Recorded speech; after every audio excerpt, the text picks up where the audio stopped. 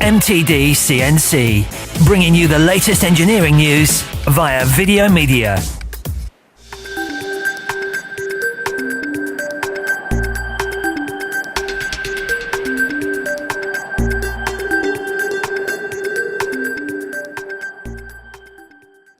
Scott, the Eagle range of machines, they're all available with various types of automation.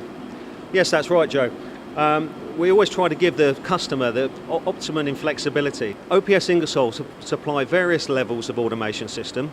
Probably the easiest one to start with is what we call the multi-changed light. So the housing behind you is for the light and what we call the performance system. The light system starts with 70 electrodes, maybe 5 UPC workpiece pallets, and it can it's like a job order list that the operator can program from the control itself.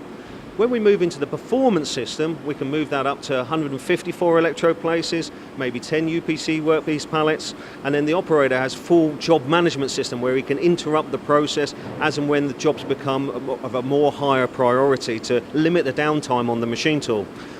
Because the technology is built and constructed by OPS Ingersoll, all the technology is coming from one hand. It means it's also very competitively priced. Do I need to know how to program robotics? Absolutely not, Joe. Everything's set up by OPS Ingersoll. You use all the programming system that you've learned on the actual standalone machine itself, and the job management system simply is telling the machine which jobs are in which pallets, either manually or by chip identification. So it's a very flexible automation system. That's right, Joe. You see the space on the side there, that's to enable us to put another EDM machine or even a high-speed milling machine where we can link the two technologies together. We call it a mold center.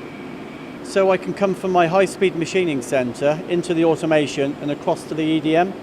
The normal way that it would work is people would be maybe milling electrodes, maybe during the night time. They'll have a steel piece working ready. The EDM process takes longer, so then the EDM process would start. Meanwhile, they may be doing some high-speed milling of their steel components. So in conclusion, Scott, why is an engineer going to embrace OPS Ingersoll technology? Because OPS Ingersoll technology is all about growing with the technology, building the technology up and holding the customer's hand as they do so.